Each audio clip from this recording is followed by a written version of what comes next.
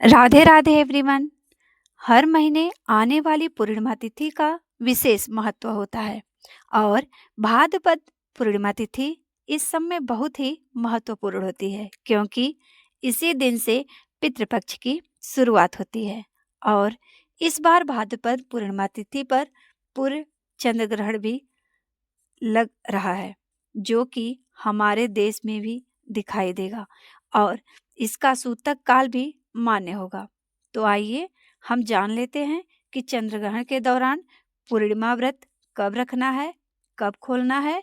और न केवल इस दिन चंद्र ग्रहण लग रहा है, बल्कि पूर्णिमा तिथि पर भद्रा भी लग रही है।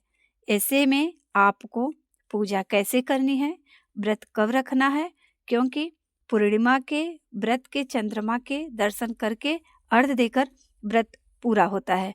और चंद्रमा की पूजा ग्रहण के समय कैसे करनी है। इस बार पूर्णिमा तिथि 6-7 सितंबर दिन रविवार को सुबह 1:42 से लेकर रात्रि के 11:30 तक होगा। ऐसे में पूर्णिमा का व्रत 7 सितंबर दिन रविवार को ही रहेगा। इसी दिन पूर्णिमा का व्रत स्नान दान आदि किया जाएगा। इसी दिन चंद्र ग्रहण भी लग रहा है। भारत में चंद्र ग्रहण की शुरुआत होगी 7 दिसंबर रात्रि 9:57 से और यह समाप्त होगी 1:26 तक। इसका सूतक काल 9 घंटे पहले ही शुरू हो जाएगा और सूतक से भी धार्मिक कार्य नहीं किया जाएगा और ग्रहण समाप्त होने पर ही सूतक समाप्त होता है। तो इस बार आप पूर्णिमा पूजा सुबह ही कर लें और 1 बजे के बाद अपने मंदिर के कपाट बंद कर लीजिए या मंदिर में पर्दा लगा दीजिए।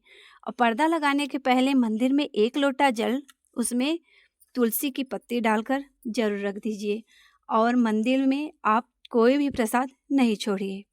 चंद्र ग्रहण के दिन कोई भी शुभ कार्य नहीं किया जाता है। पूजा का शुभ मुहूर्त 6:02 पहले से है, तो आप पूर्णिमा के दिन सुबह ही पूजा कर लीजिए, शाम वाली पूजा, वो भी 6:02 से पहले, क्योंकि 6:02 के बाद भद्रा चालू हो जाएगा। तो भद्रे में आधे लोग पूजा नहीं करते हैं। अगर आप सत्यनारायण की कथा करती हैं तो आप वो भी कर सकती हैं, मतलब 12:30 के बाद से 1 बजे के पहले भद्रा 12:43 तक रहेगा। इसमें आप सत्यनारायण की कथा, शिव चालीसा जो भी पढ़ती हैं आप पढ़ सकती हैं। 12:43 के बाद 1 बजे के पहले ही आपको सत्यनारायण की कथा, मतलब जैसे आप शाम को पूजा करती हैं, पढ़ती हैं सत्यनारायण की कथा या शिव चालीसा, वो आप पढ़ सकती हैं।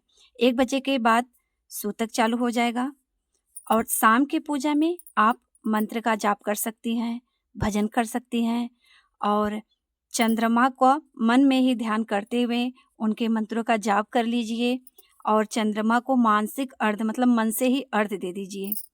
और यह चंद्र ग्रहण 9:57 से शुरू होगा। तो आप 9:57 से जो पूर्णिमा की व्रत हैं, वह चंद्र ग्रहण लगने के बाद आप भगवत गीता, रामायण या शिव चालीसा, विष्णु चालीसा, लक्ष्मी चालीसा, पार्वती चालीसा, वैसे पूर्णिमा के दिन भगवान शिव शंकर की पूजा किया जाता है, तो आप इस दिन शिव चालीसा, पार्वती चालीसा भी पढ़ सकती हैं और ये विष्णु चालीसा, लक्ष्मी चालीसा, ये सब आप 9:57 के बाद आप पढ़ सकती हैं। आप दुर्गा चालीसा पढ़ सकती हैं और चंद्र ग्रहण खत्म होने के बाद आप अपने वस्त्र बदल लीजिए। आप चाहें तो आप नहा भी सकती हैं और अगर आप नहीं नहाना चाहती तो वस्त्र बदल कर गंगा जल से छिड़काव करके और 1:26 पे चंद्र ग्रहण खत्म हो रहा है, तो आप 1:30 के लगभग चंद्रदेव को अर्घ भी दे सकती हैं। और अगर आप चंद्र ग्रहण को अर्घ देने के बाद पारण करती हैं, जैसे कि खीर खाती हैं, तो आप खीर भी खा सकती हैं या फलाहार करती हैं तो फलाहार भी कर सकती हैं। अगर आप पूर्णिमा का व्रत हैं तो रात को 9:57 के बाद आप न सोएं। अब इस दिन मतलब जितना ही पूजा किया जाता है उतना ही शुभ माना जाता है। जो लोग पूर्णिमा का व्रत रहते हैं निर्जली और चंद्रदेव को अर्घ देकर ही कुछ खाते हैं, तो वो निराजली ही व्रत रहेंगे और अर्घ दे के ही कुछ मतलब फलाहार करेंगे। और जो लोग फलाहार करते हैं, वो फलाहार अपना 1 बजे के पहले ही जितना फलाहार करना है कर लीजिए। 1 बजे के बाद और आपको सूतक काल चालू हो जाएगा, तो उसमें फलाहार नहीं करना है।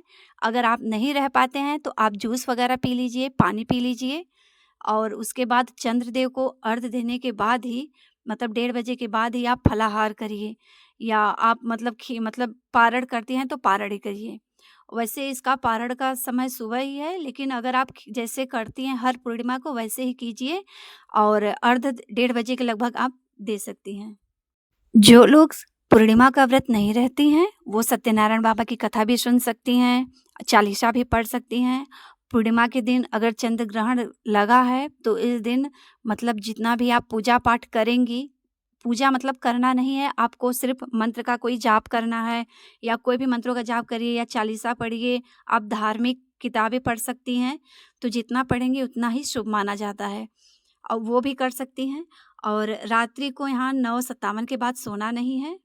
अगर आपको मेरा वीडियो थोड़ा भी पसंद आया है तो लाइक करें, सब्सक्राइब करें और कमेंट में हर हर महादेव ज़रूर लिखें। धन्यवाद।